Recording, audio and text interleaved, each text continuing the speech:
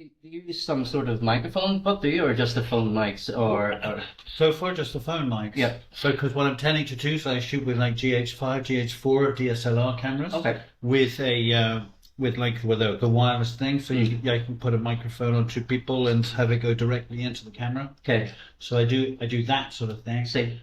But often it's easier nowadays just to use a phone. Okay. And But also mic'd quality is up. almost the phone. Well, I haven't done it mic'd up. Have you got But the mics for one I phone? did, no, when I need to get one. And I just need the connection between the mics I have so that they can go into the phone. Right. Need to work that out.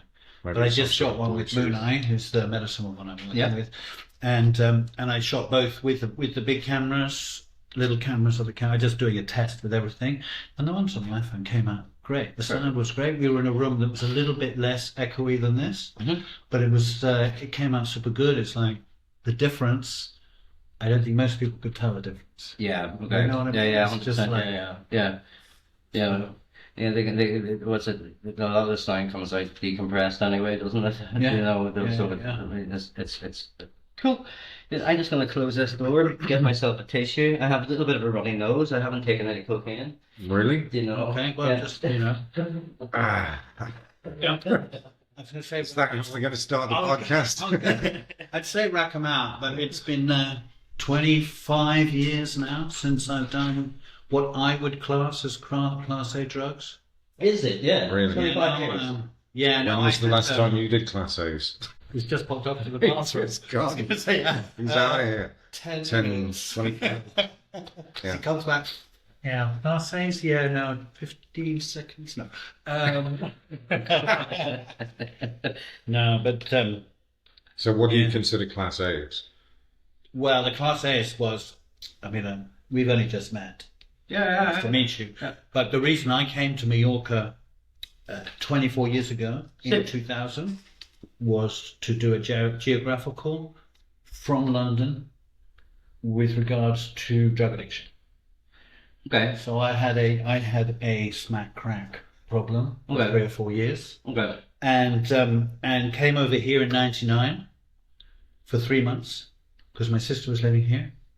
Cleaned up, went straight back to London, dirtied up straight away. So then it was like, okay, if I'm going to live to 40 years old, which is kind of what I was back then, I need to get away. And so I came here. And so that was the last time that I carried on here for 3 months, but then I fully gave up in 2000. And Class A's, I gave up all Class A's and all drugs for many years. But Class A's nowadays I would class as whatever. Smack, heroin, crack, cocaine, anything like this. And it's only been since I met Jeremy and become more illuminated, which has only been in the last, 3 or 4 years, that I've started 4 years taking. ago when we... 4 years ago is that I started doing magic mushroom psilocybin in a conscious way. What do you mean conscious way? Well, I was through from 18 to 40 or 18 to 36. It was playful, you know. Get you. Okay. We were out there having parties. Yeah. We were working hard, working in the music film industry, and going to Richmond Park and picking magic mushrooms and taking them, and it was a party. Absolutely, yeah. But here now, after 20 years of conscious work here, now doing them as a way to over consciousness. Okay, cool. I feel I'm also on that road. The as I just even saying to Jez outside, I'm here now 5 years almost in November. We've just made a decision recently to stay here. So we have, but I have felt that the last 5 years has been kind of like, let's see what happens, and obviously we've 2 kids, a similar story to what you were talking about earlier. Now I've made this decision basically to be here, and so I need to give it 100%. I want to give it 100%. And I feel that I have not given it 100%, beforehand, because there's always having that thing in my head that we're not going to be here. I'm always kind of looking over the fence a little bit. So I am interested in how these alternative views of different things can be used consciously, you know, and I am more kind of looking towards that, you know, rather than the than to do it like just for the partying head, you know.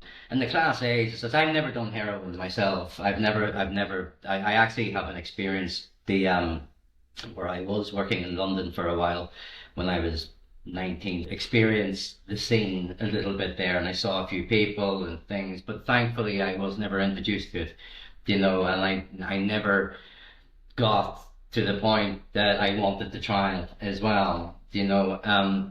That's cool. Good. You know, yeah. And I'm still like that, and I'm okay with that, because for me, the drugs basically were very much, I was always interested in the upper, you know, rather than the downer. Yeah. You know, my harshest downer would be weed, Yeah, you yeah. know, so I'm lucky that way, I feel, you know, that I just, I don't know, the stream went that direction, you know. 100%. But now I've had a couple of experience here on the island with GEZ, you know, where I was introduced of how these things can be used in a conscious way, you know, as you say, Yeah. you know, and it has opened up a lot of interesting things, and I'm interested in drawing this out of you as well, because you mentioned this lady, Yeah. this medicine lady already, Yeah. Maya. I apologize for mispronunciation. Maya or Mooneye. Mooneye. Mooneye. Okay, Mooneye. And I was having a little look at some of the internet stuff and things, and I was on her web page and things like that. You know, so it's interesting. Yep. You know, it's super interesting. Anyway, and so I'm all ears. I feel as though I'm a certain type of sponge at the moment, you know, and obviously I'm an artist, you know, and I'm not looking to bring my art in a different direction through that, you know, but I'm kind of looking to kind of understand myself a little bit more, you know.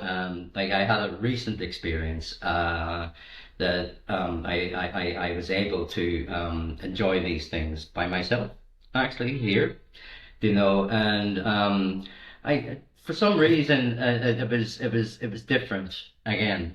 There was, you know, and there was certain insightful things I found about myself, about why I feel a certain way, rather than now I know how to fix this, but I understood why I feel a certain way. You know, that certain thing. You know, so, but maybe that's the first line of sort of excuse the pun, you know, of actually understanding yourself, is understanding like why do I feel like this? For sure. Yeah. Yeah, for sure. I mean, that's it's for me more and more now. It's not just about the experience. The experience is the experience, and it shines a light on something, whatever that is, for the subjective experience that anyone goes through, and what their intention is going into the experience. But that's just shining a light on something. It's not a fix. It's not the transformation. Really, what is the transformation is how do you take that beautiful piece of gold that you've been given and spin that into your sort of, you know, daily life, and working on that. Why do you feel that way, and what are the things that you can do to, you know, it's all good and well understanding it, but where's the transformation? Where's the you know, what makes it the destructive part that you can destroy and get rid of? And so that's where doing things in a conscious way is very different. You know, it's very different to being like, oh, that was amazing, I had this revelation, fucking geometry, or the flower of life is actually not about the blocks, but it's about the space in between. What is that? Where does that translate to your transformation? So that's where for me, that's where consciousness comes into the experiences. Yeah, 100%. It's about preparation, observing yourself and seeing where things come from, and then doing the experience, and then the integration. I mean, it's the experience is whatever, 4 or 5 hours or whatever it is, and it's opening a door to something inside, which can be something that is a shadow thing that you want to be able to clear up, or it can be connecting to your heart more, but you've got to integrate it afterwards. So that's you know, when I first started working with GEZ 4 or 5 years ago, that's what it was about. It was about observation, about saying, okay, what's going on beforehand? So you're doing preparation so that you're putting in that intention when you go into a ceremony. Yeah, just to put a little caveat on our experiences, they were very much a different way of doing a ceremony. Yeah. There was ceremonial preparation and intention setting. Yeah. But I definitely think we incorporated a lot of recreation and joy and fun into our experiences, which changed my chip a little bit on how it should be. Yeah. You know, it can also be light and fun and dance and see the geometry and have the fucking wow. Yeah. 100%. Spangled, but also have these beautiful truths that can be brought out into. I've never thought so much about fucking intention. To be honest with you. Yeah, what does that mean? What does that mean? But you know, and there's so much within that word, intention. Like I can, if I hurt somebody, for example, what was the intention behind that? Was it an accidental thing? Was it something I meant to do? Was it something that karmically brought me to that point? You know, and when I had this recent experience, you know, I obviously learned from you to set the intention as such like beforehand, you know, and I thought, okay, what's my fucking intention, you know, and I was like, I was on the roof, and my first intention was, don't fall off the roof. Don't fly. Yeah. Don't Use fly. 2 hands going down the ladder. If I do fly, I'll try from the floor first. Exactly. Yeah, exactly. Sorry, Bill Hicks. Bill Hicks. And you know, and I remember thinking so much about intention, you know, and I think I thought too much about intention that I forgot what my intention was. So my intention became wanting to know what an intention was. You know, which took me on a sort of journey, you know, in those 4 or 5 hours, you know. And there was that fizziness a couple of days afterwards. There was that memory, and that memory of how I was thinking was there, you know, and that's when it got me thinking afterwards that I am interested in the sort of conscious way of prescribing these alternative natural substances for ourselves, you know, and so yeah, so again, can I just jump on? Yeah. Just cool, man. Yeah. Like, because the last conversation, I felt you were questioning, like, where's the healing, where's the medicinal part? Whereas you definitely, even though you've experienced ceremony, it was also a bit loose, that one. Too. Yeah. But cool, man. Yeah. After that conversation and the gifts. The gifts, yeah. I really like Keeps chocolate. on giving. No, chocolate's chocolate. Chocolate. We all fucking love chocolate. Chocolate's a gateway drug. It's the way in. Disclaimer. What do we do here? Disclaimer. Well, this is a fictional. No, we've heard there are no chocolates. I'm a fictional character. I heard this from somebody else. This is for educational purposes only. We don't condone the use of any illegal substances. We are very, very clean, good human beings. I don't condone anything. I'm quite open at the moment. Well, a few things. I'm not into trans fats. Fat trans though at the moment. That's the thing, isn't it? Identify with Trans athletes as well, dude. I think the quickest way to make money at the moment. You're talking about this, I can identify as something, you know, we do have this thing in the world at the moment about pronouns, you know, about he, she, or them. What was that? I haven't actually Eyeball roll? yet. I know, because mine is confident. You know, that's my pronouns. Okay. You know, I'm going to be confident, Mr. Stephen Grego. You know, Mine is continue. continue. Yeah. Continue. I often leave the TV I on. am. So what are your pronouns? Continue.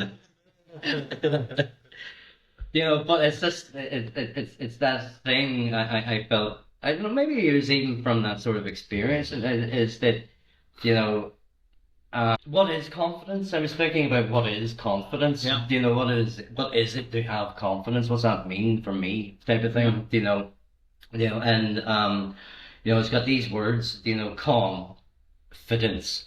You know, fidence basically means be proud and to have a what is it to have strength. And I think it's a Latin. It comes from Latin, to have strength in some sort. I'm afraid of being misquoted.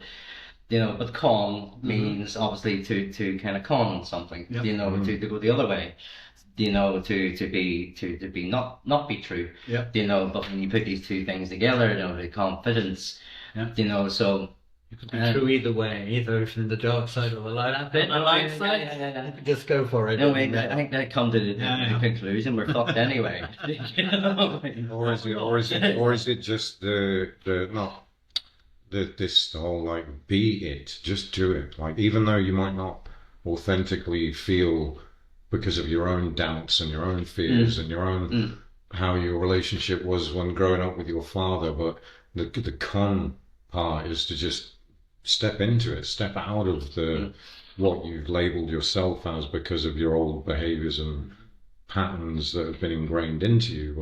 But the con is that you're shedding your old piece and getting into the fidence. This is how I perceive what you. Yeah, you're probably right. Winging it, dude. Fucking, I just heard what you said and I've done. Probably. But going back to the pronouns, is that from my understanding through a long time of esoteric type studies and Carl Jung, I have an anima in me, a female side in me. Absolutely. That I'm trying to get in touch with. Yeah. I am a him, her. No, I'm not a her. I'm a him, he.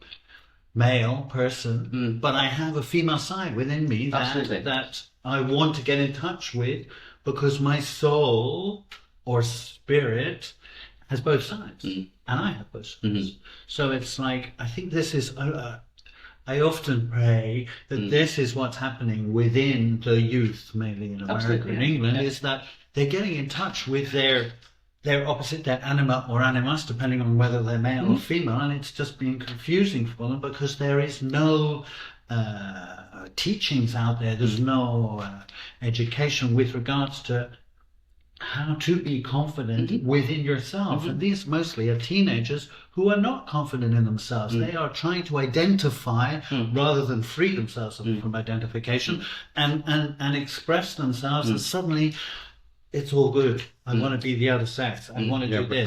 That's like a beautiful interpretation of what's going on behind it. It's but a prayer. Trans movement. It's a fucking prayer. No, but the trans movement is something way more destructive than that. 100%. What's happening with it? It's taking that conflict and getting people to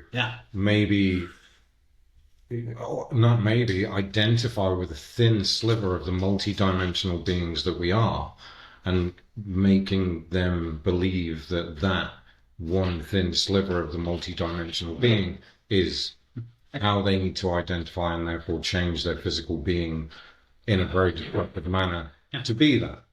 And it's just it's a very dangerous 100%. industry. No, I'm because it's an industry I'm for against, sure. I'm sort of against the whole thing, especially with anybody who's younger. I just sort of, as I say, I pray that it's got something to do with that, but I don't think it does have anything to do with it. I think also subconsciously maybe, but that's about it. Yeah. So I think we also have. No, I resonate with what you're saying. What the energy behind. Yeah.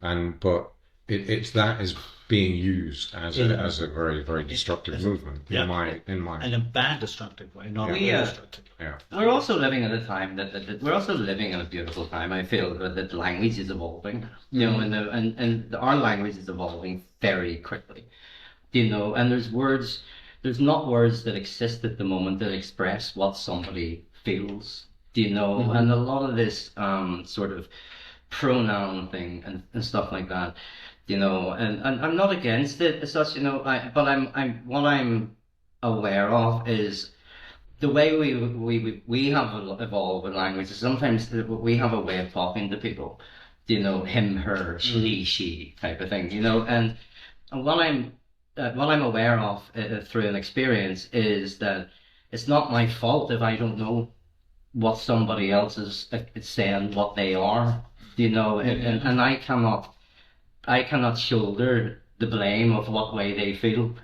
I feel that, you know, I had an experience in Berlin last year, January last year, and we went to an art exhibition in Berlin, and we were invited to an art exhibition in Berlin, and we were having dinner the exhibition was Saturday, we were having dinner on the Friday night with the curator and blah blah blah, and different people around a table, you know. I was having a conversation with the gay husband, the gay partner of the person who was running the whole thing, and me and him were having a conversation, you know, and there was another person sitting in front of me, or sitting around the table, another person sitting in front of me, who interjected in the conversation saying, I had my dick cut off, I don't know, I wouldn't be doing that, you know, and I was like, fuck, you changed the fucking tone there, dude, didn't you? You know, and it was just a natural thing for me to talk, to say something, you know, and then the person in front of me took great offense, you know, well, it's actually not a dude, you know, I'm so I apologized, you know, I apologized, and I was like, dude, I'm sorry.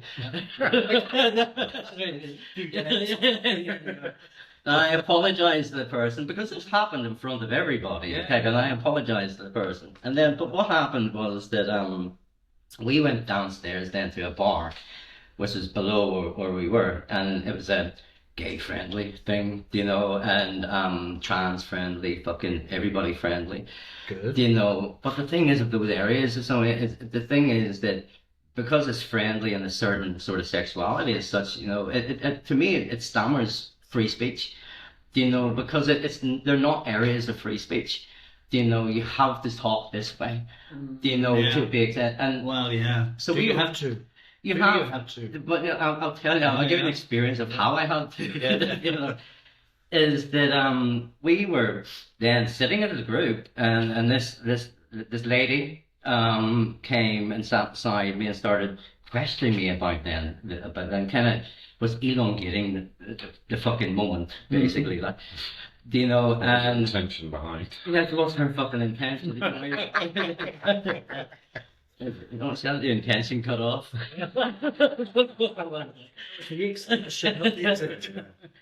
You know, and but what I was starting to take, I wasn't offended, but what I was starting to feel uncomfortable about is the label being put on me as well. When she said to me, I assume that you are a cis man. You know, and I know what she was talking about. What that means. You know, but it's a term. Strange expression. It's a term that's been brought up by. It's the language thing, exactly what you were saying about at the the beginning. evolution of language. But the piece that I get it. I do feel like maybe I get where you're going with this. That language is evolving, and that we maybe don't have all the correct terms for all of the feelings that the human. We don't have acceptable terms for it. But feelings change, dude. That's the thing. Yeah, feelings are transient. Feelings are so. My thing is like. Well.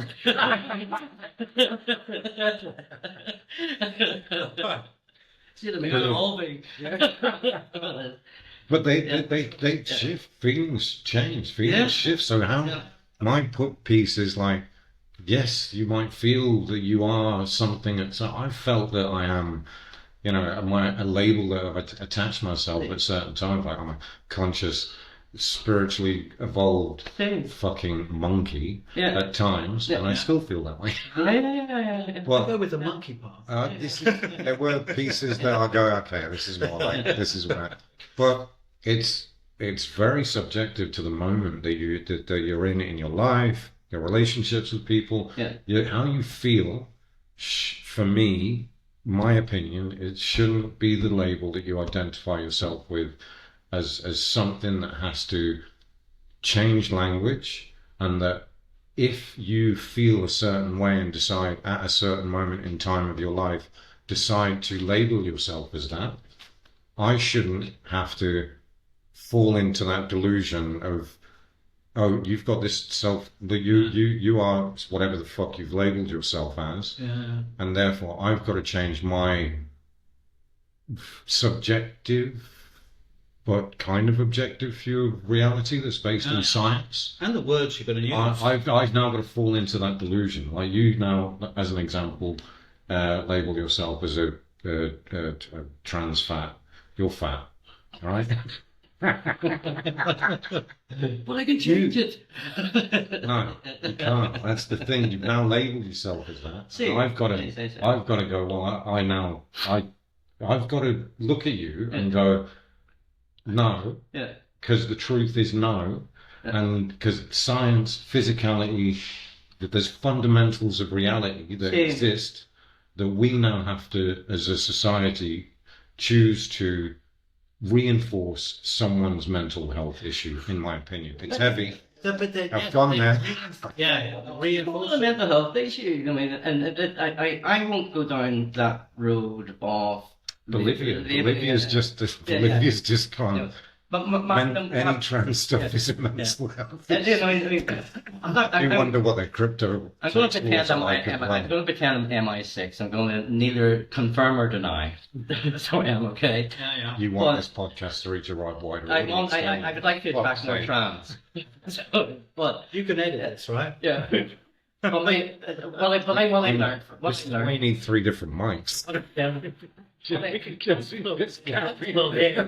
Because otherwise you'll get cancelled. Maybe it's an octave. It could be an octave thing. Exactly. It's my free speech. People getting upset. It's going to hurt my feelings. You can't say, and it's like, you can't say that because you're going to hurt my feelings. It's like, come on. Yeah. We need to be stronger within ourselves. We need to understand ourselves better. Absolutely. More people want to tap into. Well, yeah. I mean, I've been living here in Mallorca for 25 years now. I go to London occasionally, but I hang out with my daughter and my family and my friends. And so we don't have a big trans community. I don't come across this to a greater extent here. I think I've met like one trans person here, and I work with them sometimes when I'm working. So it's not something that's in my face. It's only in my face on YouTube and other things that I watch from time to time because I'm interested. And there's some of the stuff I think is really bad. Yeah, okay. Yeah. But, in my day, being someone who was born in the 50s or so, we had Mick Jagger, David Bowie, Mark Bolan, serious men who were all super effeminate at the same time. They were like, and they so didn't that was the have start. to. No, but they didn't have to. Eddie is. They need to cut off. Eddie is fucking genius. He's fucking genius. He's brilliant. Yeah. And I don't think he. I don't know. I could be. Where is he now, though? I don't is know. he a woman now? Is he? I'm not 100% sure, but I feel Cantina, the Star Wars Cantina. Oh, it's fantastic. We'll need a tray.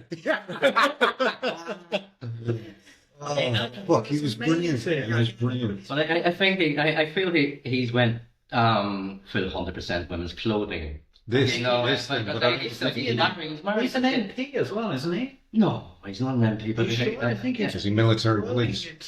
But I think he's going that way. But the thing is, we're getting We're going too far off on the fucking chance thing. This is why it's on self-destructing. You're self-destructing at the moment. It's the last podcast you'll ever be doing.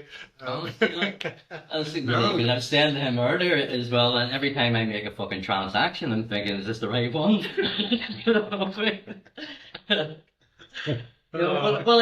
I took away from authenticity, man. Let's be real. I took away from that experience in Berlin was that I feel it's important for the person also to have compassion that I don't know who they are.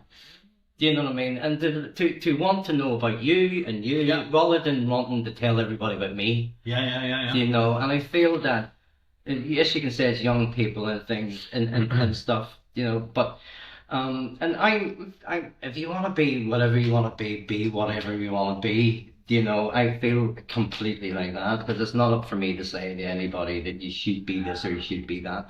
I feel that we have to have more compassion to be able to actually want to learn about each other rather than tell everybody about me.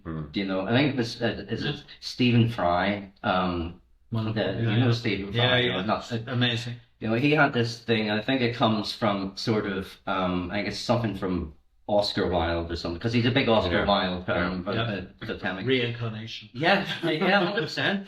And he something like that. He's not a thing. He's not a noun. Yeah. You know, he's a writer. Yeah. He's an actor. He's a philanthropist. He's this. He's that. He's something that does something. He's not a noun. That's what I say about God. I said God is not a noun. He's a verb. God isn't a creator. He's creativity. Why do you call him he? Because I don't want to call it.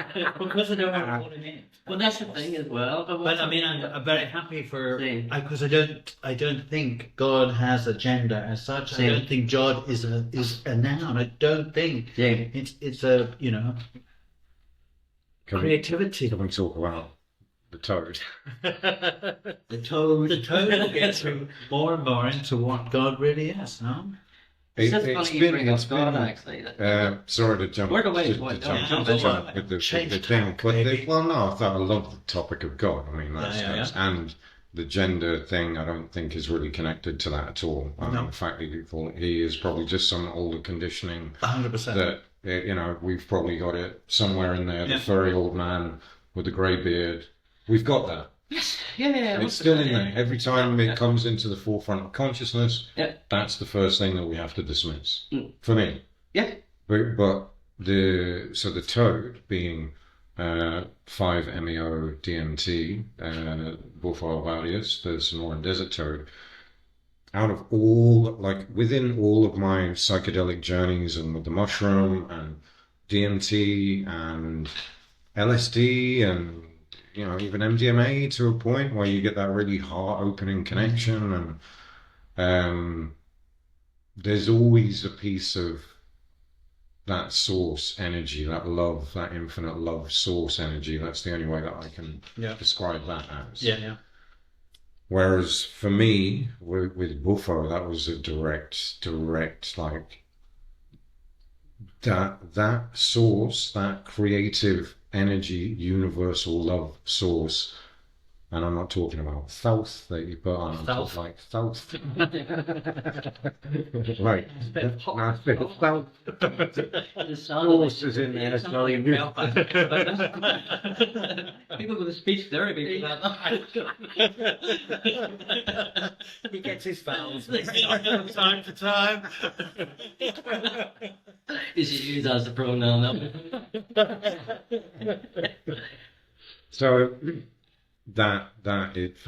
for me that was the and I'm sure there's other ways of achieving it. Just for me, it's been the way that I feel that it was a direct connection, even though I do feel that we are always directly connected anyway, but it was without the filters that we have in daily life of perception, senses, program, behavior, whatever, all these filters that we have of how we see reality or how we project reality disconnects us a little bit from the source. Whereas the Bufo was a direct, white out, iridescent rainbow of pure love. The consciousness that I feel permeates all of reality. It was that, and it was a complete, not me in any way of any lens being able to perceive what it was. It was just being it. I'm ready to try now. Yeah, so we talked about it earlier. Yeah, I was like, okay, I'm not so sure yet so if I was ready to try, but hearing this. Yeah, because that's what doing psilocybin magic mushrooms is doing to a greater extent for me is opening that gateway to essence, which is why Moonai's website is called Gateway to Your Essence, because it's just a gateway. When I was working with Zulma, because we were also talking about we talk about full body orgasm. We were talking about that beforehand. We were, yeah. The only okay. Is it you and avocado again? Yeah, that's what you talk about. Yeah. Yeah. That was the smoothie for me, buddy. I was just looking at the smoothie. Is that what you call it? Yes, So Alex. Right. But don't worry, she's never going to listen to it. for She'll have got like 5 minutes in and been like, yeah, it was great, darling. Still. when I first moved here, and what I count as my, which we're just going to count as my first gift, was my drug addiction. Because my drug addiction enabled me to, one, escape from what I was doing and put my mind in a different place, and gave me the intention, the awareness to go somewhere else. So I was looking for a teacher. I had an amazing teacher called Kenny Johnson, who was a black belt in karate and traveled around the world with his teacher. And so I cleaned myself up, completely gave up everything, alcohol. And then I found this teacher called Zuma Reo, who has a school of consciousness here on the island. And it was like, first time I went, it was like, yeah, I'll jump in here, go in here. A 10-day workshop retreat, 5 days in Palma, 5 days, no psychedelics involved in her work and such. But after the retreats, when on the retreat, and it always ends with an amazing ceremony, which is very similar, because we would do journeys, but not with psychedelics, but she could transmit a different vibration. So you get into different vibrations through music and meditation that would take you to a higher place. And I can always remember my first chrysalis, this first time of understanding myself and going into it, is that after this 10-day retreat, coming off it and driving back from the north of the island back home, I felt like I was on ecstasy. I mean, I'd done a lot of ecstasy in the past, hadn't done any for like 4 or 5 years at this stage, but I had that complete loved up feeling. And I can remember another time when I was after a workshop and being with somebody in a passionate sort of way, and having maybe the only time that I've had, before anything, having a full body ecstatic experience where I was it was pouring through me. Just ecstasy, love, that whole thing. And I don't think it's not an easy place to find, but it's definitely where one wants to go. It's like this is, and I worked with Zuma for together as a student for 16 years, from 2003 to 2019, and learning all sorts of things, but the basic things that you learn within any esoteric practice, which is to look at your ego, understand your ego, and try and get rid of old habits that you don't want and put in new habits, so that your ego character, you develop your character, and then connecting to your soul. Okay. And then she would do it a lot through the chakras, so that you were working with grounding yourself into the earth with the base chakra, understanding. Explain something to me and what sort of process you were going through. Explain the process as outside. It's a long process, but it's a process of going. When I went, I didn't think I had any problems in my past. You know what I mean? It's like going in, I was trying to connect to the source and going in, but with various teachers going into it, realizing that, okay, I had a lot of things locked away. I mean, for goodness sake, how was your childhood? My childhood was great. Okay. My mum died when I was 3.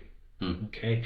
It affected my dad big time, in that we never had any pictures of my mum at home, and she was never spoken about because it was a tough thing. And big boys don't cry, so it's almost impossible for me to cry, apart from watching soppy films. It's the only time I could cry. But if there was something personal in life about somebody who I knew, no chance I'd be able to cry.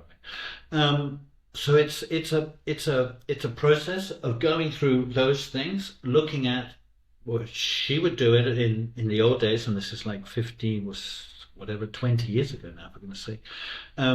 It was looking at every aspect of your life, shining that light into your life, observing everything, seeing how they are, and trying to clear things out.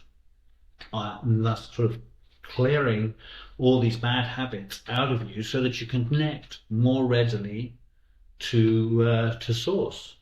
Is this purely through a meditative process, or was there additional, like, sort of, were you taking anything for that as well? No, this is purely through an understanding on a intellectual, physical understanding, getting it into your body. No psychedelics at all, nothing like that. Okay. It was her way was that. So for many years, whilst I was with her, I didn't actually smoke any marijuana, because she was against smoking marijuana with regards to feeling that it left the windows of your consciousness open and that it was difficult to absorb things and thus change. But it's given me the groundwork that I feel now is that understanding how we work on frequencies, understanding the different frequencies, and as I say, the system that she would use was the chakras. So that you understand the base chakra, the emotions, you would understand your ambition, but you want to bring those into a heart resonance. You want to also connect your creativity, your vision, and your connection to source. You want to actually bring those into your heart as well. And that's why the work that I'm now doing with Moonai is, the part of her main thing is observation. You need to observe things. Self-responsibility. You need to take responsibility for yourself, and compassion. And what does she mean by compassion? Compassion is this energy of connecting to your heart, of really understanding that as a different vibration. You know, I think we all know it from time to time, that it's a different way of being. It's a different way of thinking. Once we can bring that into it, our egotistical side can disappear, and our much more centered. The time we're at our best is when we forget about ourselves. And we're just there being. We're not thinking, oh, should I be doing this? Or it's fine. It's when you're playing with children. Well, personally, when I'm playing with children, I love it. I disappear because I get into playing with the children. Get out into nature. You can disappear. Yeah. And then you can start remembering this vibration and embodying that. We want to try to remember things. And once we start remembering that, then we can start sort of, to an extent, remembering past lives. Because again, from my belief system and what I understand through everything that I've studied and stuff, we have past lives. And through now taking psilocybin, taking magic mushrooms, going on ceremonies, I can connect to my mother. I can connect to my mother's father, who I did with a ceremony with Moonai last year, who I didn't really know very well. Because he died the year after my mum, so I was only 4 when he died. And I had an amazing experience within a ceremony of connecting with his energy when he was a young man. I connected very much with my mum, and I see her very together with my daughter. I have a daughter who is now 39 and will be 40 this year, and connecting my mum to my daughter and having that energy is an amazing thing that I managed to connect through ceremony. Where I personally, the psychedelics help me to remember things that I can't remember. They help me to connect to this heart resonance, this different way of seeing and being. And it's about then it's about releasing things from the past, reinforming ourselves, rejuvenating ourselves, and remembering. And this is a cycle that Moonai is within. Moonai's name is her CR4 process, which is releasing things, reinforming ourselves, rejuvenating, and this is. Thank you for sharing. Really beautiful. Can I ask? Yeah. I wanted to ask a little bit about the cards. How does that fit into that? But before I ask that, Yeah. can I check in with you on your, because you're a, what's your spiritual practice? Have you ever spoken about your spiritual practice on the podcast? My spiritual practice? No. You've never spoken about it. Do you want to? No, it's my business. Okay. No, fuck no. I'm not telling you anything about me. I've only just met you. I practice my spiritual practice. My secrets. We'll be able to I practice. manipulate Yeah. that. No, I've been practicing Buddhism for 20 something years. I've been practicing Nichiren Buddhism. It's a Japanese form of Buddhism. Where I have a mantra, Nam Myoho Renge Kyo. Okay, Nam Myoho. And we have a lot of members obviously in London, and the headquarters is in Taplow Court. The UK headquarters is in Taplow Court in Maidenhead. But I met the practice a long time ago. Actually, I first met the practice actually when I was 13. I was I remember it was 1990 and the World Cup was on in Italy, 94, somewhere around that, but I was a big fan of Roberto Baggio, the Italian football player, and there used to be this magazine years ago, Shoot magazine, it was a soccer magazine, years ago, and I remember standing, I remember standing in the Spar shop at the top of the White Rock Road in Belfast, and I remember reading it, and I saw Roberto Baggio was a member of the Soka Gakkai, then a member of the SDI type of thing, and he was a Buddhist, and then I kind of left it for years, obviously, but I remember I met the practice again at some time later, and so yeah, I chant in the mornings and I chant in the evenings, to my heart's content, shall we say. And then I also I recite 2 verses of the Lotus Sutra, which is the penultimate sutra, and with Shakyamuni Buddha, the original Buddha. I'm not saying he wrote it down because, like everything else in religion, is such or philosophies. I mean, nobody writes this fucking shit down until like 300 years later. But I've been doing that, and so basically, Nam Myoho Renge Kyo, Nam Nam is Sanskrit for I devote myself to. Myoho Renge Kyo is like old Japanese for the law of cause and effect from this point until now, or until whatever, So I basically devote myself to the law of cause and effect.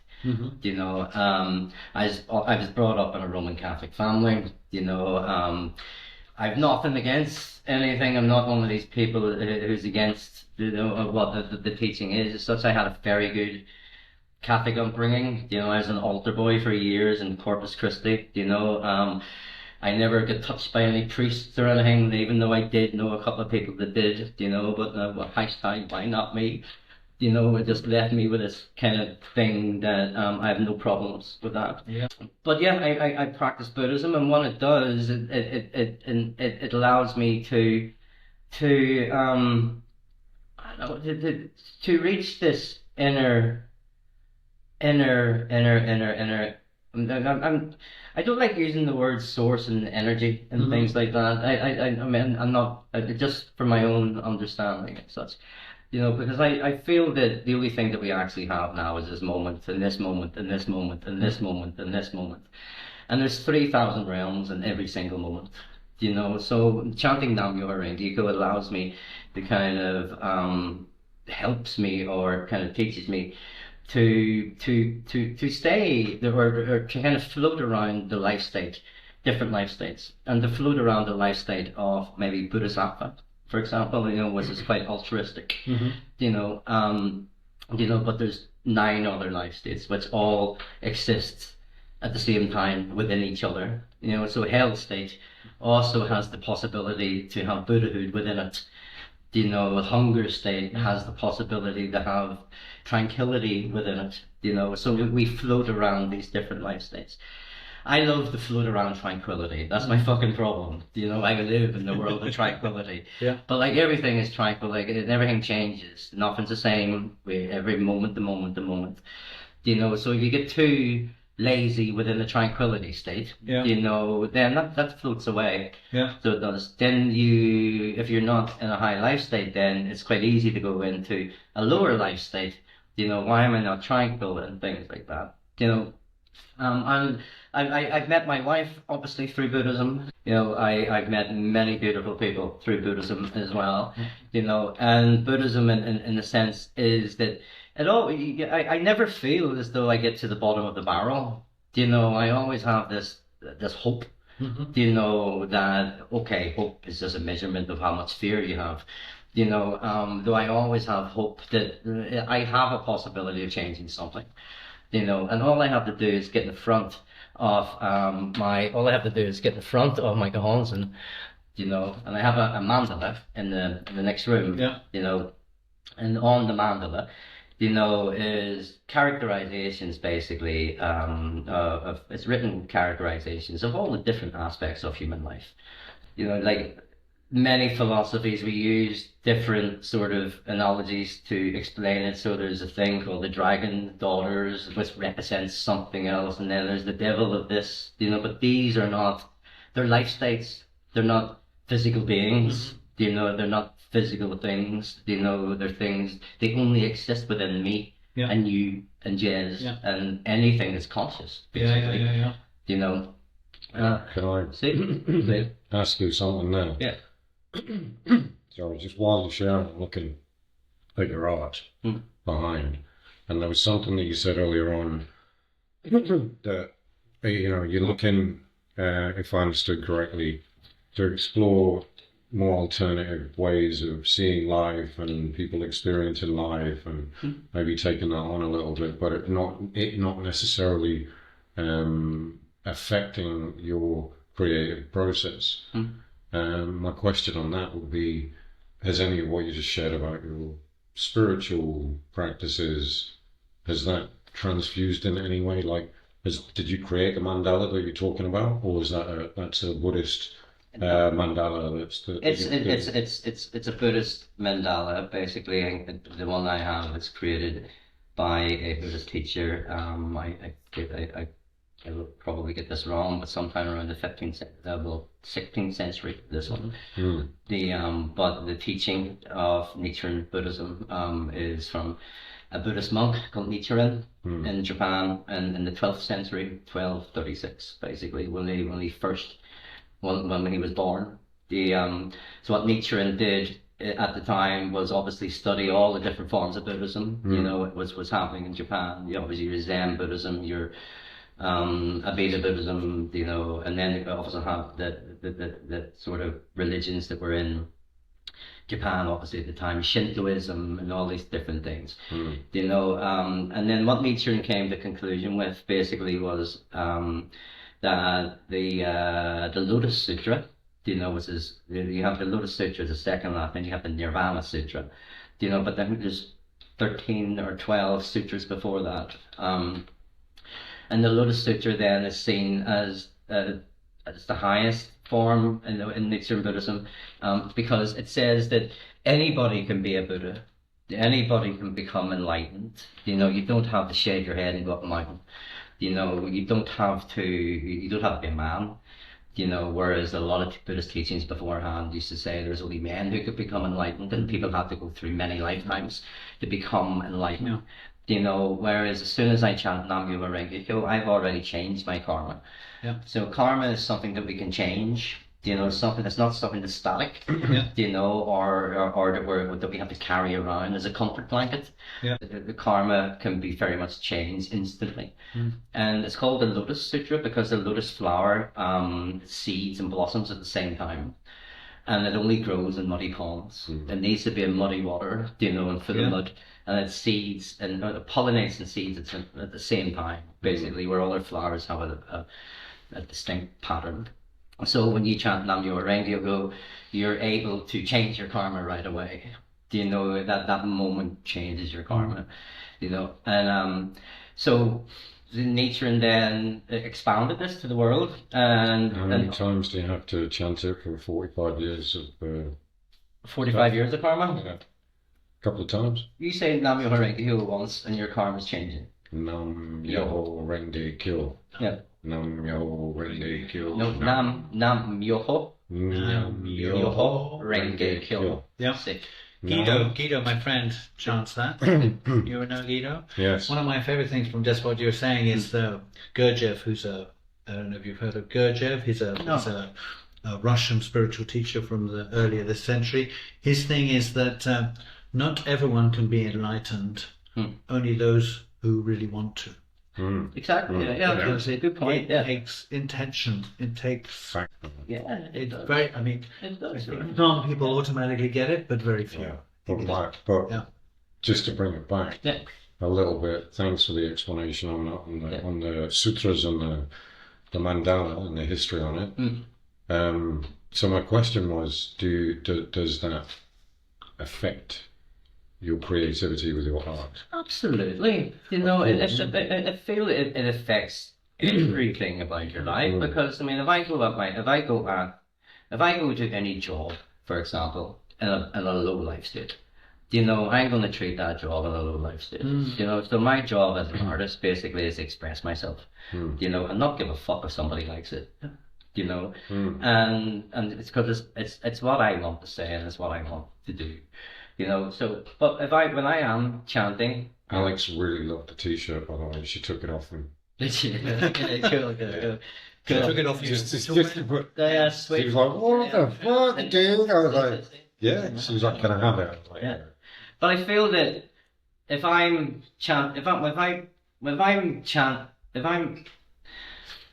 like to keep it more general, that I'm a better human being. You know, if I'm a better human being, then I'm a better artist. You know, and also, if I'm at a higher life state, I'm not complaining in my art. You know, I'm quite, obviously, I don't want to explain what all this is, like, you know, but, you know, Is there complaining in it? no, it's made it. See, Whose idea was it to come here? That's what I'm.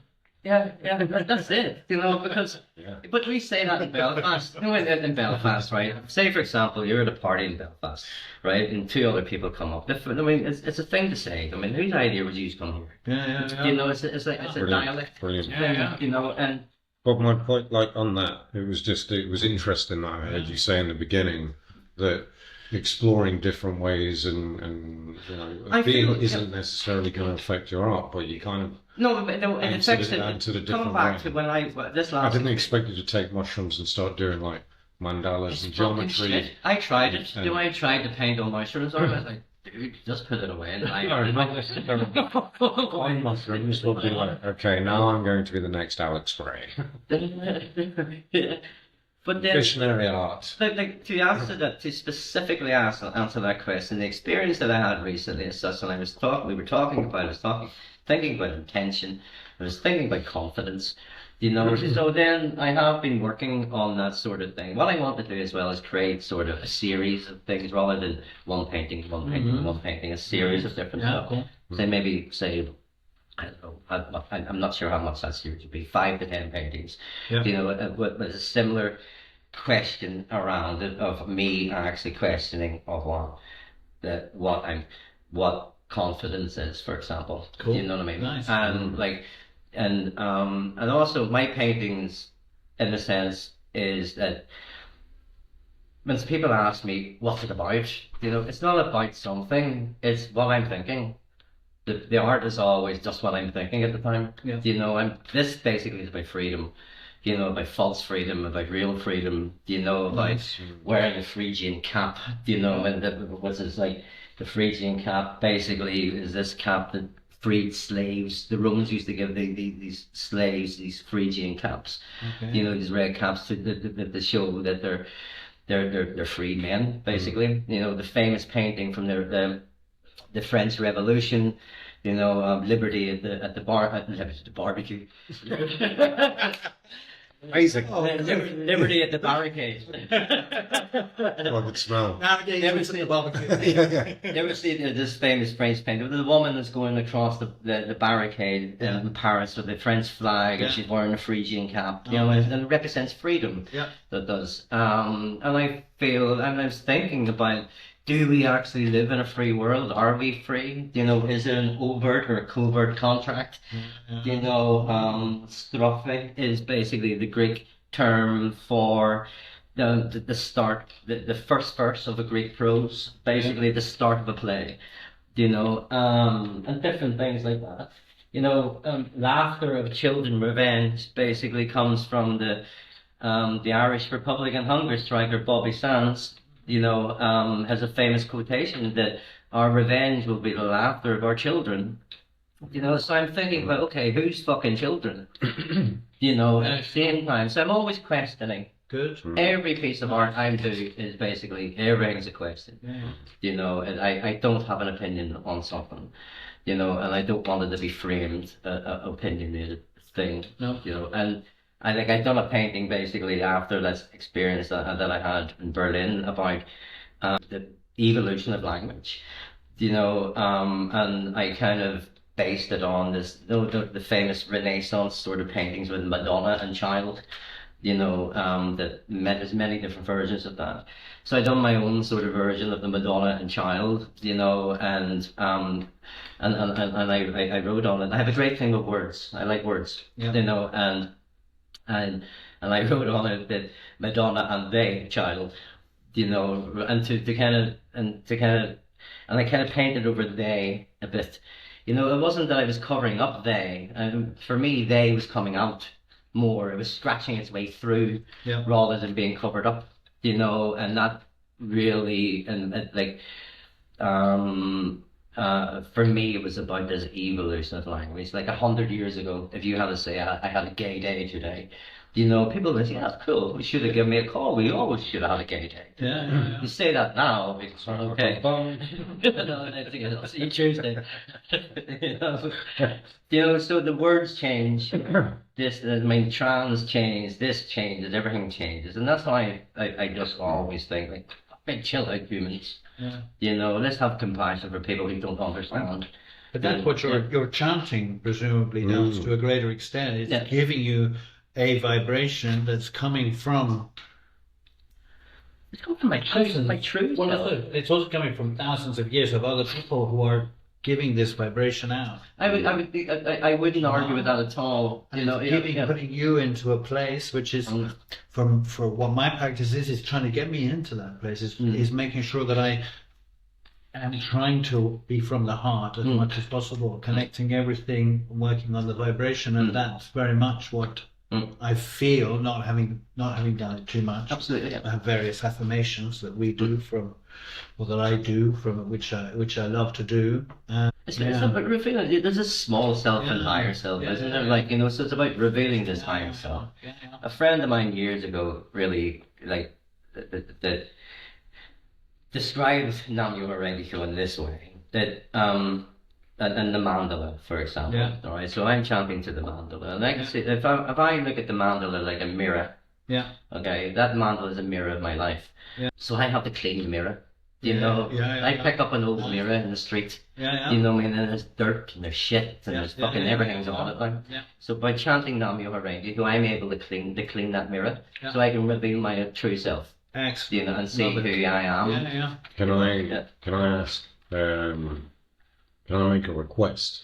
I'm not chanting for you. Not now. Don't do requests. Can we talk about I had a gay day more? No, I want to make a request. Yeah. And you can do whatever the fuck you want with it all the time, anytime, as always. You can Renge, fuck it off somewhere else's dimension if you want. But it was something that I found really beneficial to my own understanding of my own relationship with reality and my own relationship to my higher self and my own relationship to myself and my own relationship to what I perceive as God. You know, geometric patterns, mandalas, you know, these things, and focusing on them with the addition of medicine.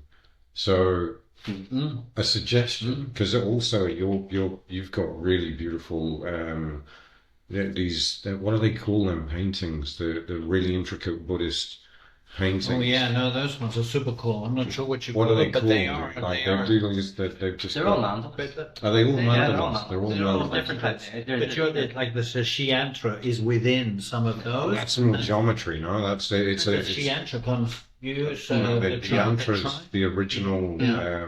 Well, it's the Sri yantra is the intersecting triangles. Exactly. Yeah. And the center point of the yantra is representative of the starting point. Yeah. And that is the Om as well. So Yeah. that's what that is in that context with the sacred geometric patterns. Yeah. And then off all of the other intersecting or the ends of the triangles, all the other geometry gets created, and that's kind of like fabric behind the mate or whatever. But then mandalas and the Metatron's cube, with the seed but of also life. that's hanging. That's the three-dimensional star tetrahedron. Yes, this one. That's So for me, it's been super fascinating to have something that's going on, and then also focus my energy with a visual, something that is deeply intentionally created to open up portals and dimensions. Yeah, exactly. And to do these things. So my question or Request. my fascination, my curiosity is, I wonder what the combination of that, being with that mandala, being with the mantra, and being with the mushroom, what that would bring. I just wonder what that would bring for you. So I'm not saying. I'm not saying. You're not 100%. I get it, but essentially Buddhism is reason. Simple. It's just reason. It's not something that's outside of the self. It's not something that exists outside of humanity. I feel. I don't feel. I don't feel that the two of them don't need. The two of them don't need to be together, in a sense. They don't need to. I'm not saying there's a necessity. No. Definitely not that. Yeah. I'm saying I would want to. 100%. Yeah. I just wonder what that would do. It's a curiosity. Yeah. I'm happy to do it with you and see what happens and feedback on it as well. Yeah. No, 100%. Do I feel this? It sounds good. And then we do profile. Yeah. Oh, sorry. No, 100%. But I feel it would be more on the recreational side of things, rather than But it's that balance that you need to be a playful working balance. So let's say on that space, there's really what we were talking about before on the last podcast and what we've spoken about and you've experienced more of is this internal journey that you do with the mushroom. So you literally close off any visual distraction and go in to your own consciousness being. Or tap it. Well, it's not your own consciousness, in my opinion. It's the all of consciousness. It's like a direct portal to the all of consciousness. Yeah. But on the flip side of that, yes, the recreational piece can be open-eyed, distractive, beautiful, amazing, brilliant, cool. But in the same way that you can close your eyes and meditate, you can also meditate on an object. You can also pick a point, space and time, and you can meditate on an object, which is kind of what I thought you were talking about. No, we do. I meditate with my eyes on. I focus my eyes on the gods. So why is that not distracting? Then if it's a meditation, I feel it's just an amplification of meditation. It's a non-specific amplifier, the mushroom. So it will amplify that. Amplify for what reason? To make it see what happens. Make it get sucked through the portal. I'm just an experiment. And just a I think it'd be fucking. That's the album. One of these things. They're an exploration as well. They're not. It's not. And we are trying to break borders, boundaries, barriers, and. We are trying to figure out, we are experimenting with what consciousness is and what also influences that and what can expand it more. And what we are. I feel that our relationship to that. And I feel that these. So, what I do believe is that if you bring a practice into the experience, it makes the experience for me a lot deeper, a lot more intricate, a lot more clear in a way to connect to what you were saying. You know, you're almost doing the thing of clearing all of the stuff out with the practice in the experience. So you're not necessarily stuck on well, I had a shitty interaction today with the woman at the shop, and I spoke to her like a dickhead, and that's my trip for the next 5 hours because I'm a dickhead because I spoke to her. Which can be really great. It can be, but potentially it's really not that important. You weren't that much of a dickhead. It's amplified, and so you kind of not wasting your trip because that's the trip, because it's every moment. Everything is the trip. Every moment is the journey. With medicine, without the medicine. Yeah. But the clearing piece, I think that can really enhance. Yeah. It's like what you're saying about cleaning the mirror. It's this. Yeah, it's the mirror. but it's the answer to that, I feel, is like you just talked about not using psychedelics to get to this point. Yeah. Do you know what I mean? To have this understanding about yourself, not through psychedelics. Yep. You know, and that would, for me, that would be. I came a different way though. No, I came to a spiritual belief and practice. Yeah. I'm at a certain point in my Buddhist practice that I don't need to do that, you know, because I know what it can do already, do you know, and I know what benefits it can have already. So I'm not searching for more out of my Buddhist practice, do you know. I'm searching for more about myself. You know, and that's what I'm searching for. Okay. Rather than so Buddhist practice. okay. You know, that's why I'm saying the two of them quite happily are parallel. Yeah. Do you know what I mean? And separate. I mean, it's not. Yeah. See. Exactly like you said earlier on about because it influences everything. Yeah, the two, but not two. Mine goes.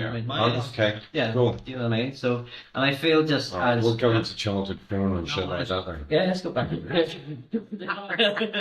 My spiritual practice is very much my psychedelic experiences. It's very much within. They're molded together. Yeah. That's how I feel about this. For me, it's a complete it's just married. It's a journey. I'm a seeker. I'm looking for more. I love, and that's one of the tools that helps me. I love what I have. Amplify. Amplify. I want to get into portals. I do believe there is so much more to humanity than we are letting happen at the moment. And I think magic mushrooms and psychedelics, and I really only do magic mushrooms, although I do very occasionally smoke marijuana. It puts me in a very good space as well. It connects me to my heart. It's not a downer, it's an upper. But I don't do tobacco.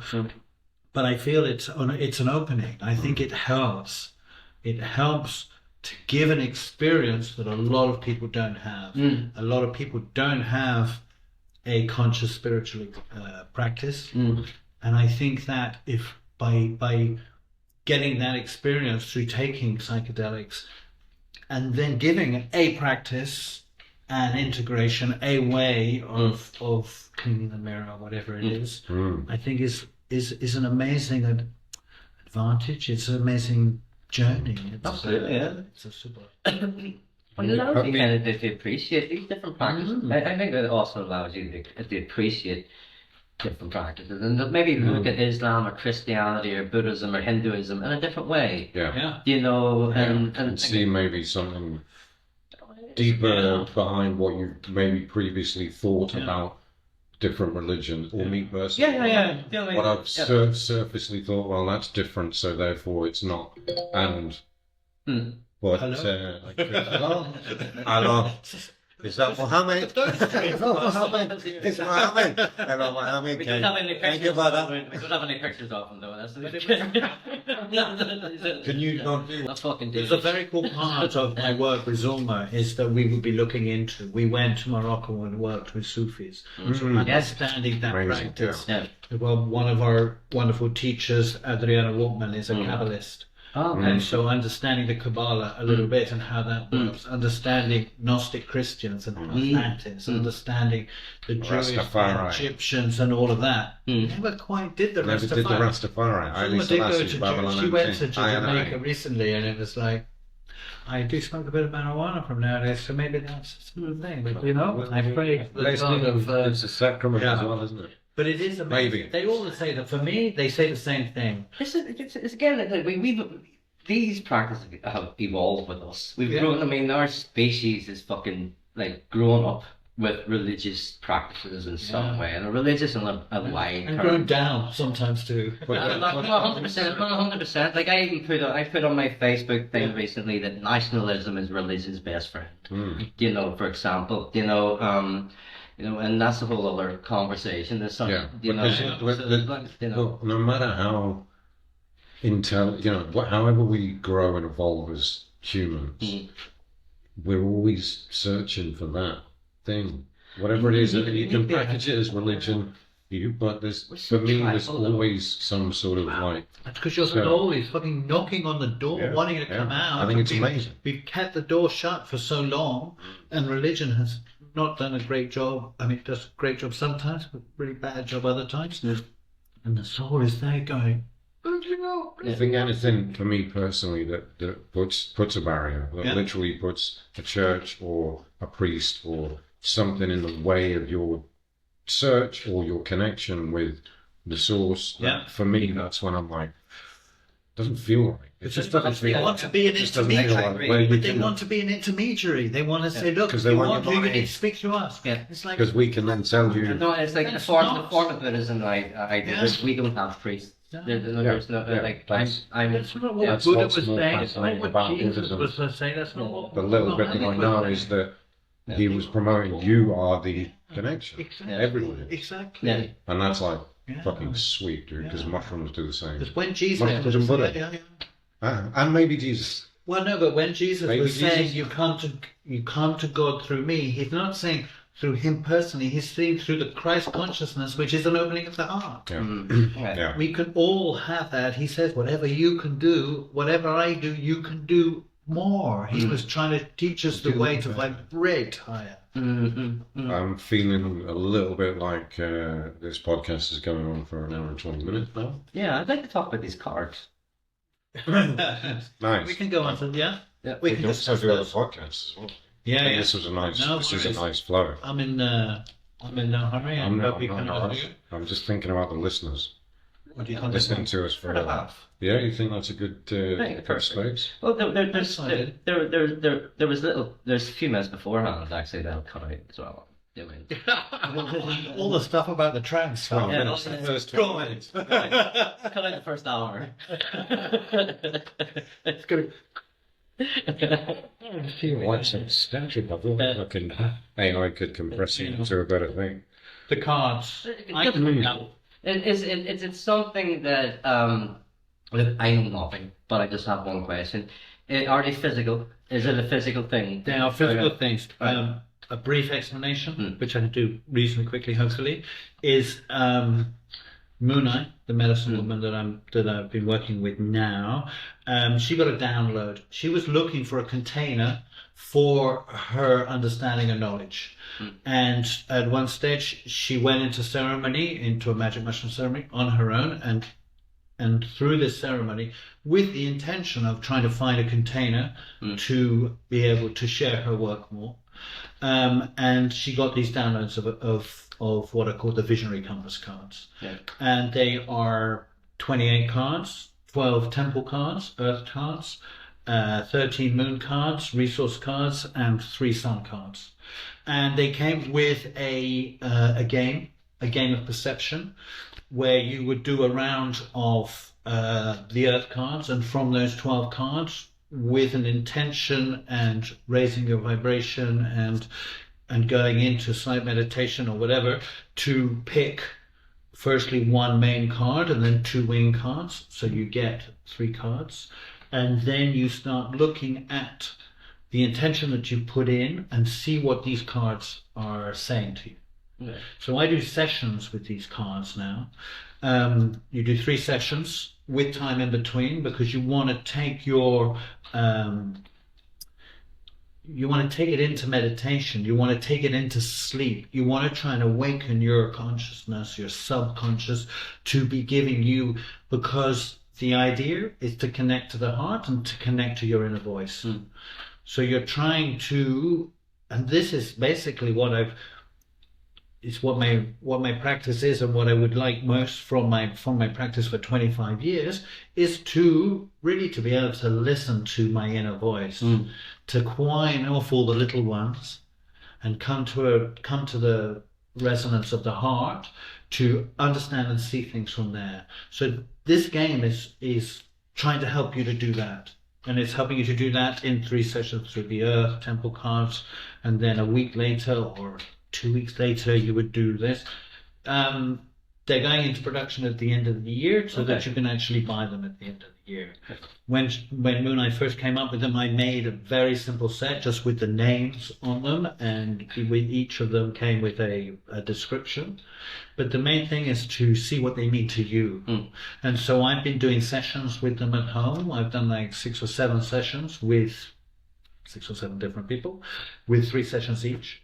And with it, just trying to help people to connect to their self-confidence to a greater extent, because that's what your heart is giving you, proper self, capital S. So, and the practice that Muna has that goes with them is observation, self-observation, observing yourself, self-responsibility, taking responsibility for yourself, and the fact that we are able to be able to do this, and compassion, which is this different vibration of intelligence that comes from the heart. And then she has CR4, which is cell response 4 things, which we've mentioned. Release, releasing things, so that you are creating a more of an empty vessel to be able to reinform from a different perspective, so that you're getting, you need to look at your beliefs, see what you believe, and reinform yourself to rejuvenate and then remember. And so it's, for me, I love it because it's giving me a way to be able to share what I've learned and what I practice, because I've never felt like I'm a teacher. I don't have the confidence. I doubt myself. But I want to be able to share things with people, which is what we've been able to do with the mushrooms. Is we share things within ourselves, and what you do very well within the ceremonies that you're doing is that you are sharing this, finding that way of being able to. But because I need as well, for me, the sharing enables me to understand myself more. It enables me to practice. Well, if I'm trying to share something with someone else, I want to know it better, I want to understand it better, and not wait till next year when I might understand it better, but to share now and learn through that sharing. Awesome, yeah. That's important. That sharing is important. It's even my own practice. Like, it's important to share my own practice with people. If something makes me happy, it's the most selfish thing in the world is to keep it to myself. And to be able to go through something like as you're describing these cards and the different processes, the beautiful process. And thank you very much for describing everything. To be able to share that. The same for you, dude, as well. You love sharing chocolates. But I fizz a box of chocolate. Just a chocolate. It was a little bit more this time. So. Life is nice. But that, and like for you as well. I mean, you share a lot. You share a lot of stuff. You share this ability for people to open these gates. And to learn how to open these gates. And that's why. I feel quite confident in being on the island now, actually, with the different people that I am meeting here. And yourself, man. It takes 5-6 years to ground yourself in. You know what I mean? To get to know. Took me 4 years. It took me 4 years. 4 years. I lived in Puerto Poyensa, mostly cleaning up. Far out, I know. It was way too far out, but it was a time which I needed to get over the drug addiction, clear myself out, practice a lot of Tai Chi, Qigong, get into a practice of understanding myself. And since then I moved to Palma, found myself Zumareo, the teacher. The men's circle, which is what we were involved in for a long time, which is an amazing circle of men. How we really met. You the mentioned festival. before, actually. Yeah. So the festival that you did in Campos, maybe? Yeah. You did a Is that where we festival. met? Yeah. Used to work for a guy at Co. Luke. Yeah. And he was there. Such and such his brother. Whose brother is he? Luke. No, Barney's his brother-in-law. Okay, cool. Yeah, good. Yeah. And I said, "Who organised this, dude?" Like, and I was because I wanted to find a community. This was a festival that was going on. There was like musicians, art, food, good vibe, love vibrations on the go. And I was like, "Who organised this? I want to meet them, and I want to connect to a community different than what I knew in Santa Catalina, working there, drinking, smoking, coking, you know, still on the addictive flex. Then went to Germany, had the baby, came back, Lanny, came back, and I was like, that flex is amazing. I love that party flex, but I need to be something else. And it was your festival, looking for stuff and going to it, speaking to you, and then you telling me about the men's circle and inviting me in, and that was a massive growth, my personal growth, healing journey. Was definitely the container of the men's circle and connecting to that community.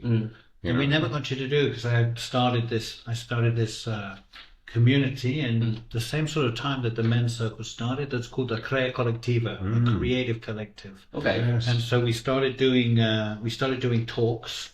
Initially, there was a friend who came back from Amsterdam, and she wanted work, because I work in the film business. She wanted to make my hands. He was doing that, and she said, "No, but I've been doing it." And she was explaining what she was doing, and they were these talks. 12 people would talk for 5 minutes. Okay. And so we would get creative activists, which basically means anybody who's actively creative, which can be anybody. Oh, that's cool. You're trying to get 12 people who are doing different things, and they get 5 minutes, not to sell themselves, but to tell their story. Okay. And there would be like a 45 minutes at the beginning where people would come in, then 6 people would talk, half in English, half in Spanish, half men, half women, is what we try and do. And then there would be a break, 45 minutes for people to connect. Okay. And then there would be the first one after the break was always a musician who got to play a song and then do their 5 minutes and the other 6. And we did 3 of those, a couple of 8x8s, which we never got around to doing yours, which we'll still do soon. 8x8's practical philosophy. Okay. Where you get 8 minutes to talk about your form of philosophy. And there's a chef talking about food philosophy, there's a body worker talking about body philosophy, there's a dancer talking about ecstatic philosophy, there's all sorts of different people talking. And then we did a garden festival over one afternoon, and then I did this 3-day festival. The garden festival, was that in Algaida? No, the garden festival was in Santa Maria in 2014. Because I made it there as well. I'll share a couple of videos with you about that and show you that. But the Crea Collectiva was amazing. It sort of slowed down, obviously, once COVID hit and stuff like that. 2000. Actually, the festival took it cost me a lot of money. Didn't quite organise it well enough. 2 stages, 24 bands, 12 workshops, people staying on site, 3 food trucks. We had people doing it. It was huge, but it wasn't 100% legal, and I did way too much, and it ended up costing me a fortune. I have no regrets. And then the men's circle, which was about pushing your edge and finding a purpose in life. You're still in the men's circle. Still in the men's circle, 10 years later, 20 men within there now. And my purpose, which is just fits everything I do, is to awaken, inspire, and connect creative souls. In that's what I think my essence is a creative soul. And I want to awaken, inspire, and connect to my creative souls, help me to connect to other people and help them connect to themselves. So this I do at work, because I work for a film business, hundreds of people, and I'm interested. Speaking a little bit to someone who works with you. Jono? Maybe it was Jono. Oh yeah, Jono. Might have been Jono. Yeah, cool. And he was giving great feedback. He was like, everyone loves working with you because of the way you can delicately, but tell people what needs to be done and get it done, but in a very manageable, compassionate way. I just think that's really cool. That was nice to feedback to hear. Thanks. Yeah. Because I work as a first assistant director making commercials for the television. Yeah. So I was nearly not able to come today because we're at the moment making something I can't tell you about because I've signed an NGA, a non-disclosure agreement. Was that the full body orgasm thing we were talking about? And but that often involves working with 100, 200, 300 people in various parts of the world, and I feel that my job is to create a space where people feel comfortable to be creative, that I can inform them of everything as much as I can of what needs to be done, where and when, which is what my job is as an assistant director, is to keep everybody informed and make sure everything's coming together, and that they feel they can come to me with any question they can, that I'm there for them to help them to shine brightly within their creativity, which everybody understands. Cool. Amazing. Yeah. A gatekeeper.